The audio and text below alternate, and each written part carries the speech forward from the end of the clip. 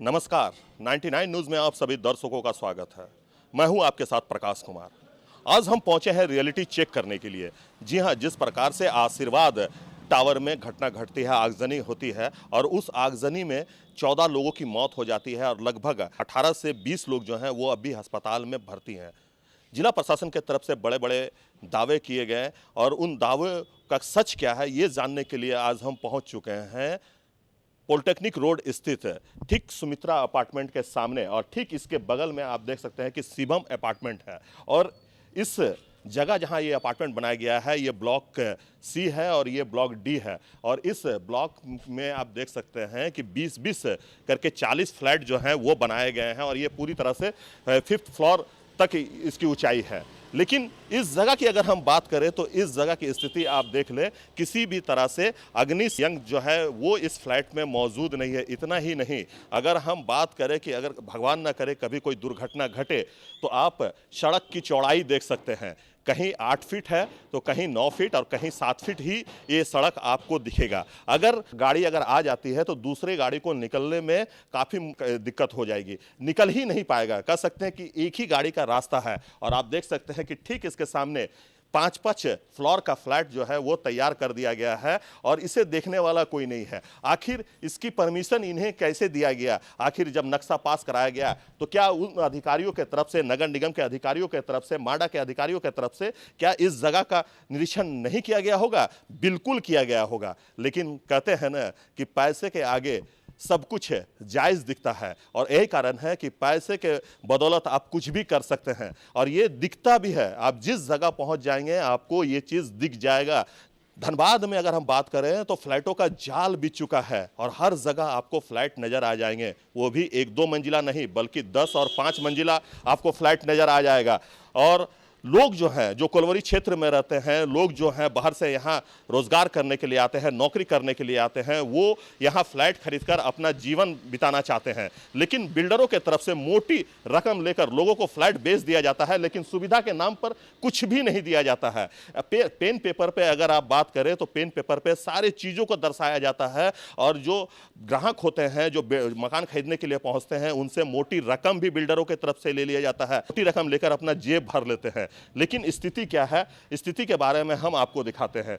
ये देखिए, ये सुमित्रा अपार्टमेंट है, ब्लॉक सी, ब्लॉक डी और इस ब्लॉक में 20 फ्लैट है, इस ब्लॉक में 20 फ्लैट है, टोटल 40 फ्लैट है। ये फर्स्ट फ्लोर से लेकर 5th फ्लोर तक यहाँ निर्माण किया गया है। निर्माण के समय जो लोग यहाँ खरीदने के लिए मकान आए थे उन्हें तरह तरह के प्रलोभन दिए गए कि सेफ्टी का आपका पूरा ध्यान रखा जाएगा। भगवान न करे जिस प्रकार से आप कह सकते हैं कि पिछले दिनों शक्ति मंदिर स्थित आशीर्वाद टावर में घटना घटी, आगजनी की घटना घटी और जिसमें 14 लोगों की मौत हो गई। अगर वो घटना इस फ्लैट में घटती है तो आप स्थिति का जायजा लगा सकते हैं, आप यहाँ आकर महसूस कर सकते हैं। क्योंकि जो सड़क है वो कहीं 5 फीट है तो कहीं 4 फीट है तो कहीं 8 फीट है। अगर एक गाड़ी यहाँ प्रवेश कर जाएगी तो दूसरे गाड़ियों को प्रवेश करने का रास्ता ही नहीं बचता है और ऐसे में बड़ी दुर्घटना घट सकती है। क्योंकि जिम्मेवारी हर किसी को उठानी पड़ेगी। अगर बिल्डर जो यहाँ निर्माण करते हैं भवनों का, अगर वो फ्लैट का निर्माण करते हैं तो बिल्डरों को भी ये जिम्मेवारी उठानी होगी। क्योंकि जो लोग यहाँ रहने आते हैं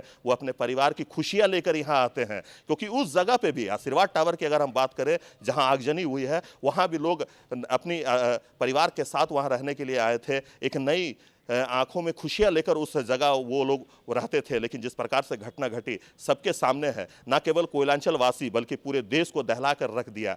बच्चे से लेकर बूढ़े महिला तक की वहाँ मौत हो गई और 1-2 नहीं 14 लोगों की मौत हो गई आग लगी के कारण। और अगर ये घटना कहीं और घटती है तो इससे भी भयावह स्थिति हो सकती है। क्योंकि दमकल के जो अधिकारी हैं, अग्निशमन विभाग के जो अधिकारी हैं, उनका कहना है कि धनबाद में फ्लैट तो बन गए हैं लेकिन फ्लैट के लिए जो उपकरण चाहिए वो उपस्थित फ्लैटों में नहीं है। अगर कभी भी कोई बड़ी घटना होती है तो वो फ्लैट की जिम्मेवारी सिर्फ ऑनरों की होगी, लेकिन जो बिल्डर हैं वो सीधे सीधे बच जाते हैं। उनका कहना होता है कि हमने सारे नॉर्म्स को पूरा किया है तभी हमें एनओसी दिया जाता है। लेकिन एनओसी सिर्फ कागजों पे की जाती है, एनओसी का खाना पूर्ति सिर्फ कागजों में किया जाता है। क्योंकि आप सबको जानते हैं, एक पुराना फिल्म का एक गाना आपने सुना होगा कि दुनिया है काला बाजार की ये पैसा बोलता है, और ये बिल्कुल पैसा बोलता है। अगर पैसा नहीं बोलता तो फिर इस जगह पर भवन नहीं तैयार किया जा सकता था, इस जगह पर सुमित्रा अपार्टमेंट तैयार नहीं किया जा सकता था, क्योंकि इस जगह आने के लिए जो सड़क होनी चाहिए थी वो सड़क नहीं है।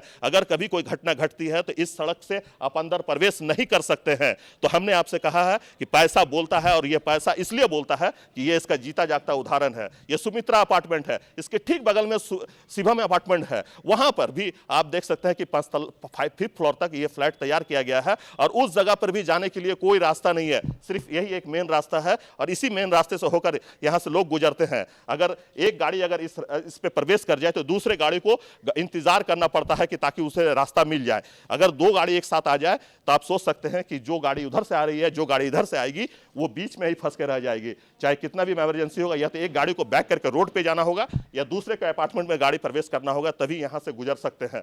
तो ये सच्चाई है, और ये सिर्फ सुमित्रा अपार्टमेंट की सच्चाई नहीं है, ये सिर्फ शिवम अपार्टमेंट की सच्चाई नहीं है, ये कोयलांचल के हर उस अपार्टमेंट की सच्चाई है जो आज हम आपको दिखाएंगे। क्योंकि हमने आपसे वादा किया है कि हम हर जगह आपको लेके चलेंगे जहां लोग रहते हैं, जो लोग अपनी पूरी गाढ़ी कमाई जो है इस घर को घर के लिए लगा देते हैं, इस घर में अपनी परिवार की खुशियां साथ बिताने के लिए इस जगह आकर रहते हैं। लेकिन बिल्डर के तरफ से जिस प्रकार से उन्हें दोहन किया जाता है, बड़े बड़े सपने दिखाए जाते हैं, बड़े बड़े ख्वाब दिखाए जाते हैं।